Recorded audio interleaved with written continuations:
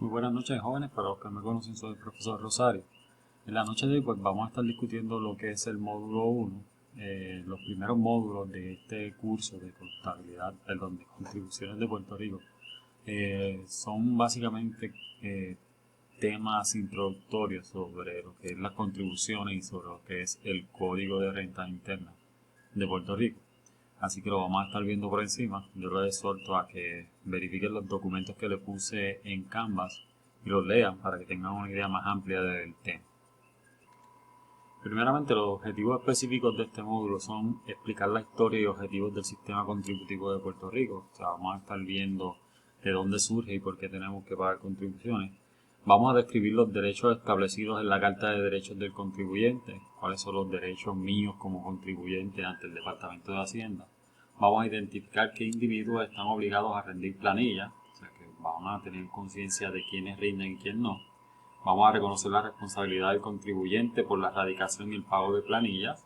O sea que vamos a ver cómo ese contribuyente va a erradicar su planilla y cuándo y por qué.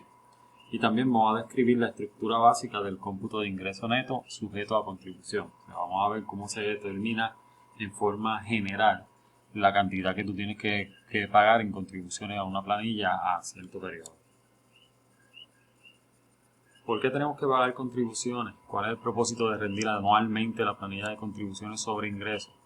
Pues estas son algunas de las preguntas que nosotros nos podemos hacer al momento de erradicar una planilla, al momento de tomar este curso. O sea, queremos saber por qué y de dónde sale este invento de tener que pagar por algo que yo me gano.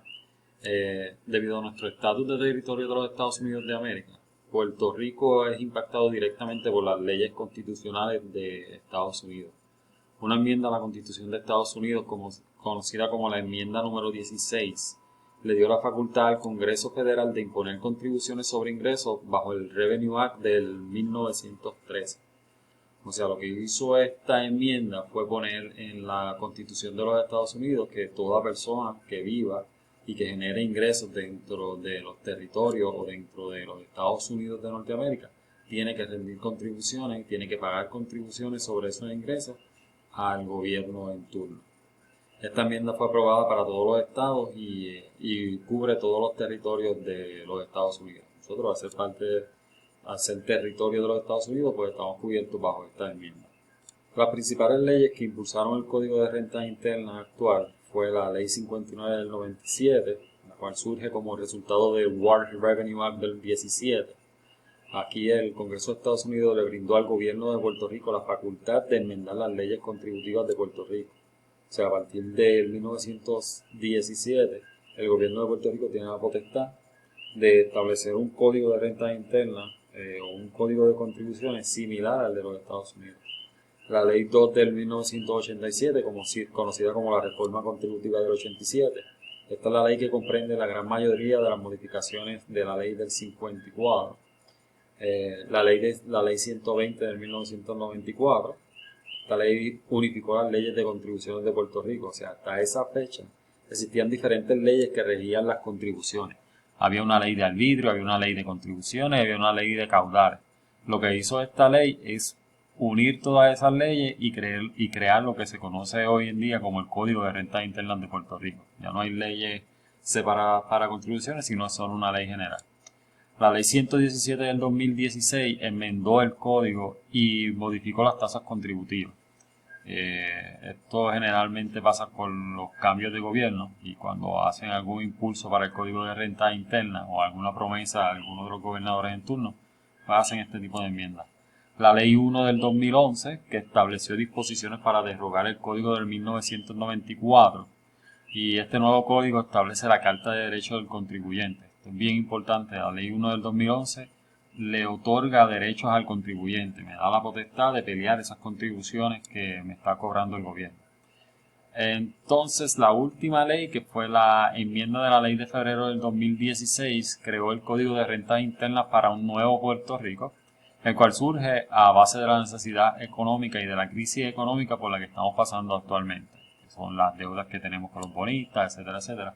Pues se creó esta enmienda de ley en febrero del 2016 para atender esta crisis. La Carta de Derechos del Contribuyente fue establecida por la Ley 1 del 31 de enero del 2011, como lo vimos en el slide anterior, y la misma garantiza un trato justo al contribuyente. O sea, lo que busca es un trato justo para cuando ustedes van a pelear las contribuciones y van a pelear alguna disposición de Hacienda, pues este trato justo los cubre en las entrevistas, en las investigaciones, en las reclamaciones de reintegro, de crédito y entre otras gestiones que usted haga en el Departamento de Hacienda. ¿Qué cubre la Carta de Derechos del Contribuyente? Cubre pues un trato digno, o sea que se trate de buena manera en el Departamento de Hacienda, protege su confidencialidad, o sea que su información va a ser confidencial y no se va a divulgar, una entrevista en tiempo razonable, o sea que si usted hace una querella, usted va a recibir una entrevista en un tiempo razonable, lo que ahora básicamente nos aplica con la emergencia del COVID, explicación sobre los procesos, o sea que cada disposición que usted vaya a buscar información, pues le va a explicar por qué y la razón por la que le están cobrando. Ser asistido por un profesional, se supone que todas las personas que estén trabajando en el Departamento de Hacienda y que lo van a asesorar a usted tengan conocimiento sobre el Código de Renta Interna. Poder obtener una copia de la entrevista, todo lo que cómputo y todo lo que suceda en esa entrevista, usted tiene derecho a recibir una copia. Ser notificado por escrito de su responsabilidad. Usted ha visto estas cartas que llegan de error matemático y demás. Eso es esto. Derecho a no incriminarse. O sea, que si usted no conoce lo que está haciendo y va allí y dice, no, yo hice esto por tal y tal razón, pero usted no conoce el código, pues usted, eso no se puede utilizar en corte ni se puede utilizar en su contra. Ser informado de los resultados de la investigación, o sea, después de que se haga la investigación, usted tiene derecho a recibir la respuesta, se supone que también sea un tiempo razonable. Derecho a un plan de pago, o sea, que si usted va al Departamento de Hacienda y le dice, usted tiene que pagar $2,000 porque dejó de pagarlo, y usted no tiene el dinero, tiene derecho a que le haga un plan de pago. Poder escrito para ser representado. La Carta de Derecho le da poder a los contables y a las personas certificadas en llenar planillas a representar a sus clientes. Y le da derecho a no ser discriminado, independientemente de quién sea usted, qué religión usted pertenezca. Usted va al Departamento de Hacienda y se supone que lo atiendan de la misma forma, con el mismo trato. Esta ley también creó lo que se conoce como la Oficina de Protección de los Derechos del Contribuyente. Esta oficina es una oficina adscrita al Departamento de Hacienda, la cual entre sus funciones tiene la responsabilidad de atender los problemas y los reclamos de los contribuyentes. Esta oficina, pues, su trabajo es velar por el cumplimiento de las disposiciones de la Carta de Derechos, o sea que si usted entiende que alguien violentó alguno de los aspectos de la Carta de Derechos en su contra, te va a esta oficina y eso es lo encargado de velar por eso. Facilitar las gestiones entre el Departamento de Hacienda y el contribuyente. O sea, si usted tiene un traspié y no puede conseguir la entrevista o no lo atienden como ustedes en el Departamento de Hacienda, usted va a esta oficina y también lo ayudan. Gestionar soluciones a situaciones que el contribuyente no pueda resolver a través de trámites del departamento. O sea que si usted tiene una gestión y después de la entrevista y todo eso usted no está de acuerdo con lo que está sucediendo, usted puede ir a esta oficina y lo van a orientar y lo van a dirigir a las oficinas pertinentes a donde tiene que hacer, donde tiene que ir para que pueda resolver la situación. Y emitir órdenes de ayuda al contribuyente. O sea que esta oficina es la encargada de que si usted hace una petición o una querella al Departamento de Hacienda, esta oficina se encarga de velar porque usted le den cita para que atiendan su querella. Ya de lleno en lo que es la planilla de contribuciones sobre ingresos, el Código de Renta Interna de Puerto Rico establece las guías para identificar qué contribuyentes están obligados a rendir planilla. Estos individuos son clasificados de acuerdo a su estatus social, edad, país de residencia y su ingreso devengado por fuentes puertorriqueñas.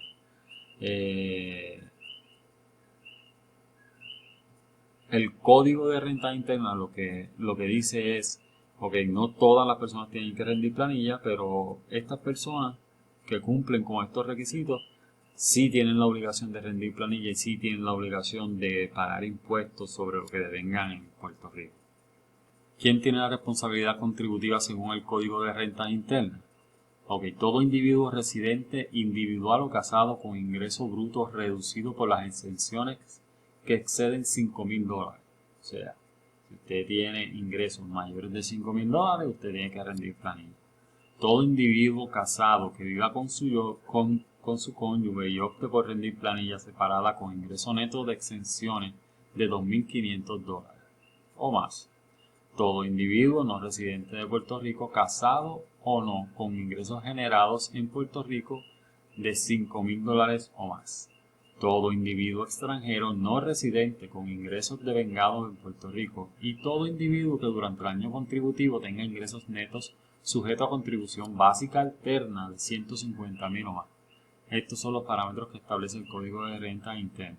Estos parámetros cambian y a medida que cambian el formato de la planilla, añaden y quitan, o sea, dependiendo de quién esté a cargo. Ahora en el año 2020, cuando usted vaya a llenar la planilla, durante el mes de enero envían unas cartas circulares que corrigen, añaden o dejan esto de la misma forma. O sea, hay que estar bien pendiente con qué viene en el año que viene.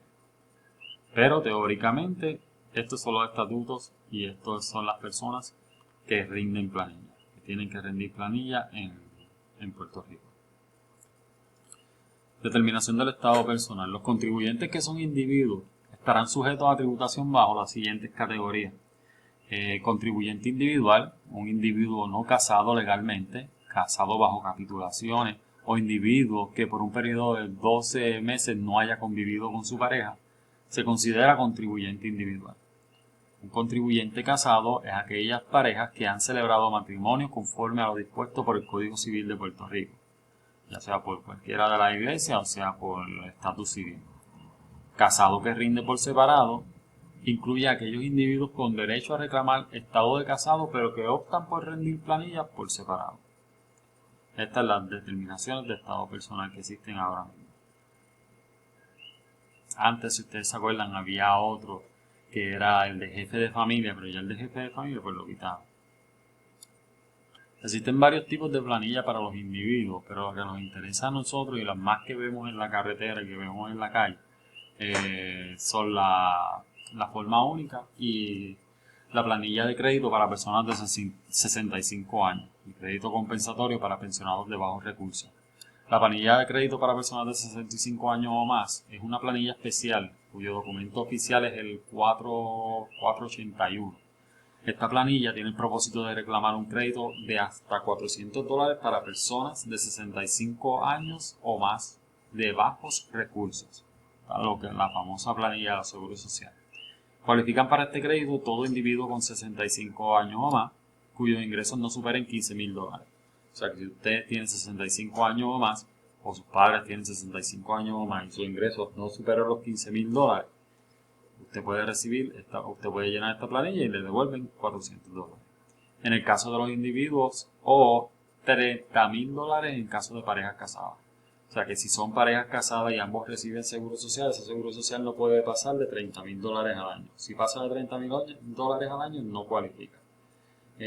No puede estar dependiente en ninguna otra planilla. O sea que si sus papás son mayores de 65 años y usted los reclama en su planilla, ellos no pueden llenar la planilla de crédito de seguro social. ¿Vamos claros ahí?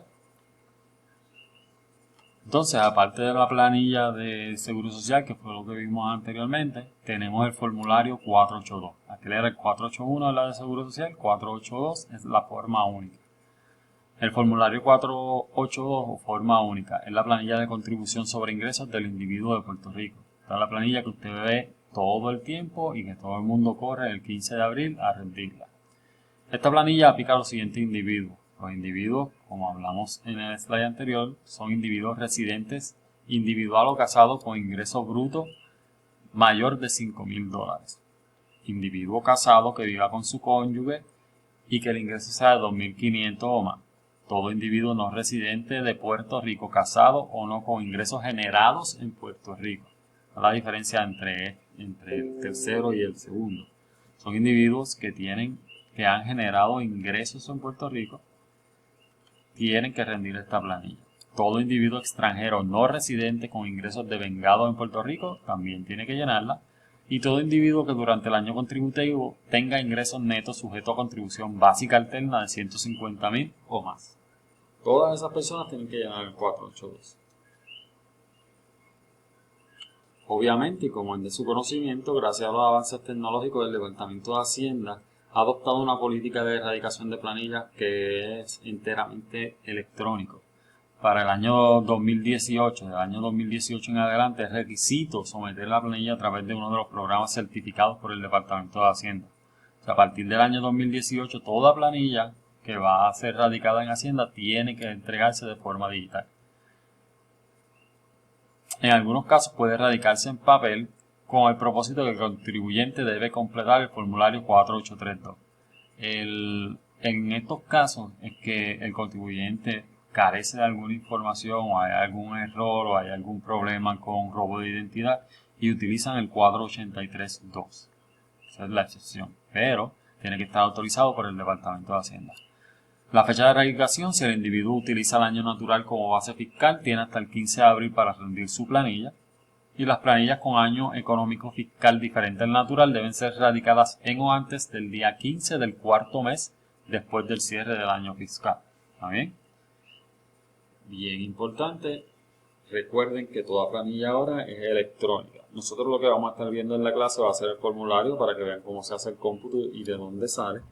Pero por lo general el programa de computadora te hace todo el trabajo y usted simplemente tiene que poblar la información que le está pidiendo y contestar las preguntas y someter. Es bastante sencillo. Yo espero poderles enseñar un programa para que vean presente y que vean en vivo cómo usted puede llenar una planilla para que tengan esa ventaja. Lo voy a estar discutiendo, entiendo que como en el módulo número 7. Vamos a hacer un conference para que lo puedan ver y para que lo puedan ver en vivo y por si tienen alguna duda pues poderla trabajar en el momento. El pago de la contribución tiene que efectuarse el día 15 de abril.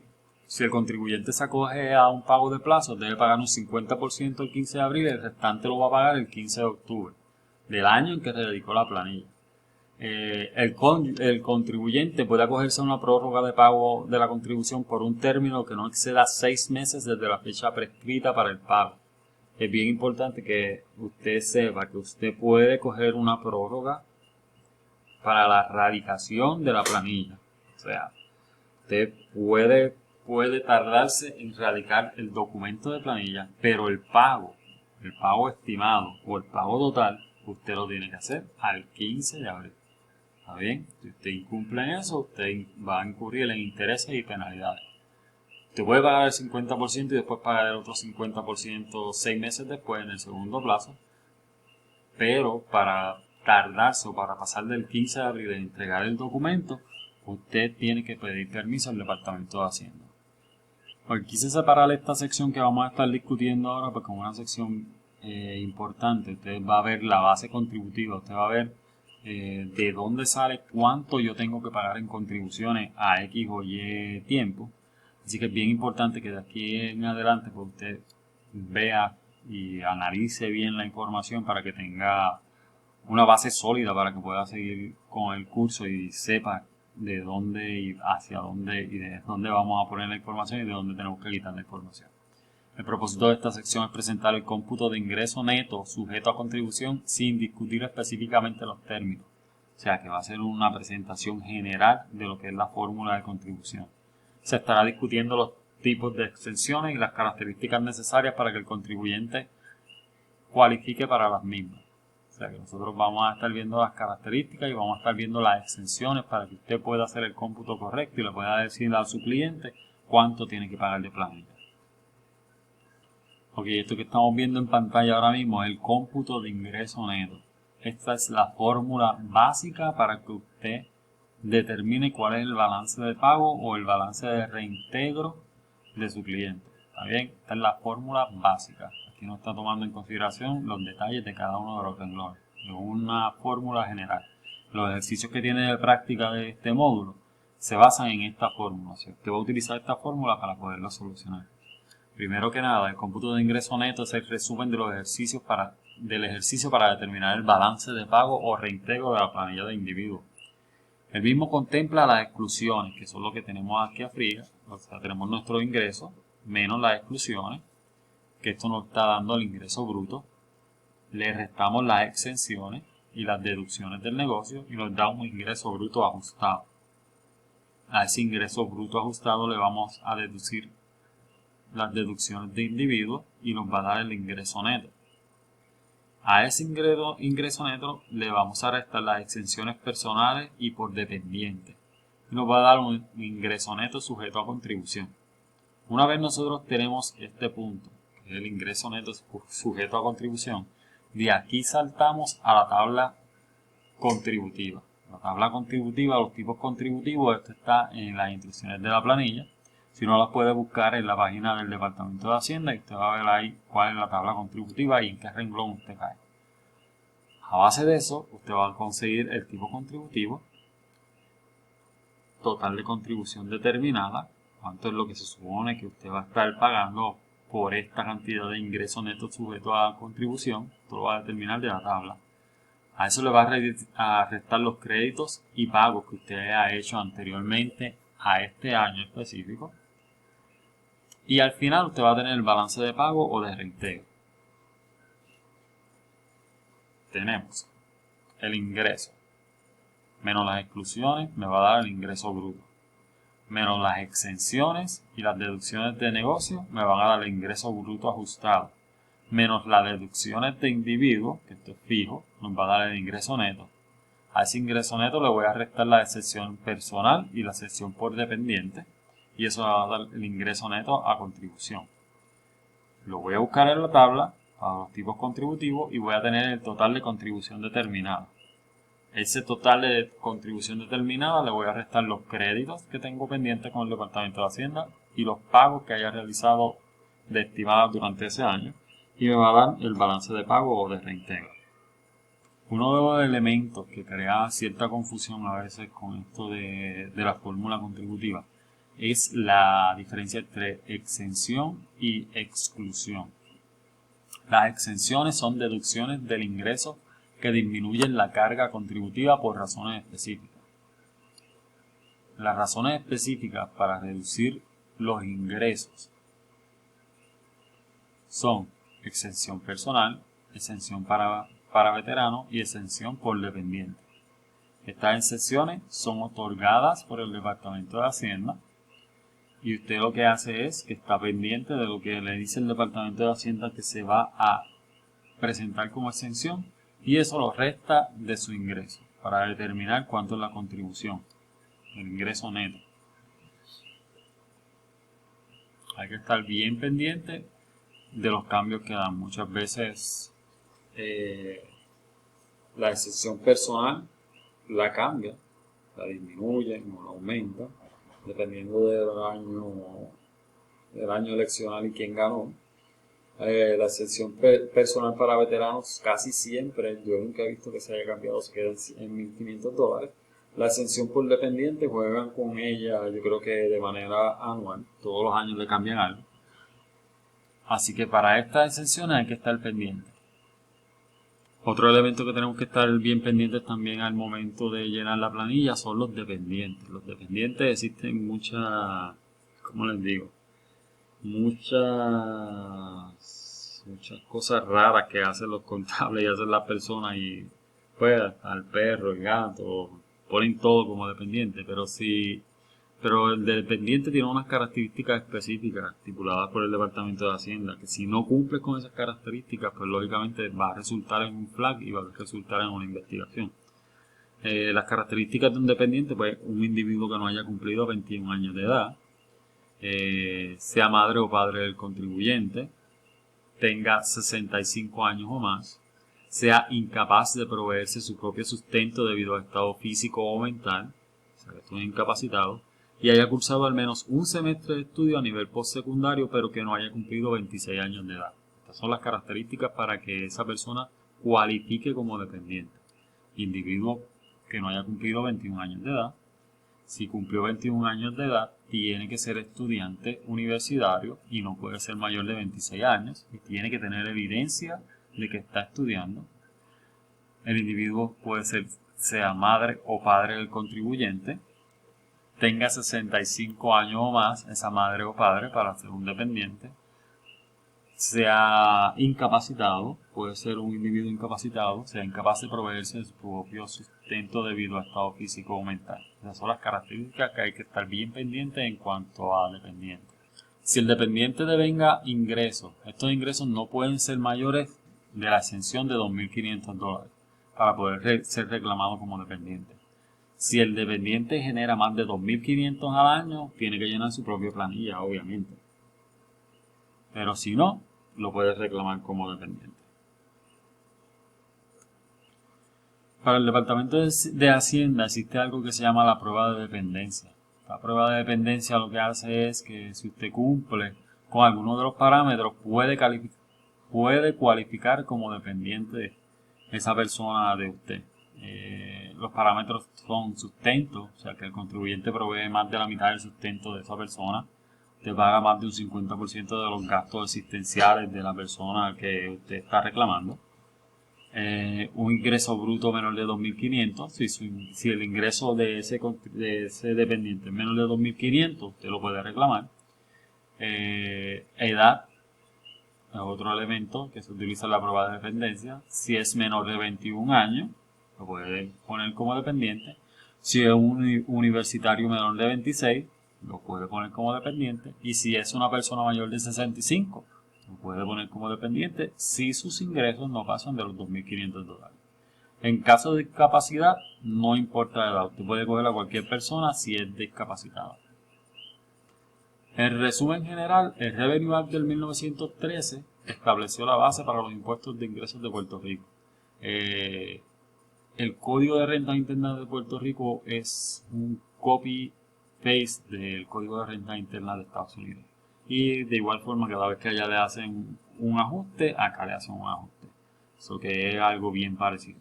La Carta de Derechos del Contribuyente es presentada por el Código de Rentas Internas de Puerto Rico y su objetivo es salvaguardar los derechos de los contribuyentes ante el Departamento de Hacienda. Ahora usted sabe que hay una Carta de Derechos que le da que protege unos ciertos estatutos y unos ciertos derechos de usted ante el Departamento de Hacienda. El Código de Rentas Internas de Puerto Rico establece los requisitos para identificar a aquellos individuos que deben rendir planilla. O sea que el código le dice quién va a rendir planilla y quién no tiene que rendir planilla. Las exenciones son deducciones del ingreso que disminuyen la carga contributiva. O sea, las exenciones lo que hacen es disminuir cuánto va a ser la contribución que usted va a tener que pagar. La utilización del cómputo de ingreso neto nos ayuda a determinar el balance de pago o de reintegro. O sea que la fórmula que nosotros vamos a utilizar para hacer el cálculo de cuánto tengo que pagar y cuánto tengo que reintegrar se llama el cómputo de ingreso neto. ¿Está bien? Este capítulo es uno bien straightforward, o sea que es básicamente mucha información para que usted conozca la base de lo que es el Código de Rentas Internas de Puerto Rico. Si le interesa que hagan el trabajo, que hagan las asignaciones, se recuerden entregarlas a tiempo, no dejen que se acumulen. Y cualquier cosa, pues estoy disponible en Canva a través del email. Me consiguen todo el tiempo, ya que estoy conectado desde mi celular, que si estoy trabajando en mi oficina, pues y veo que ustedes me envían un mensaje, le contesto al momento, no hay ningún problema con eso.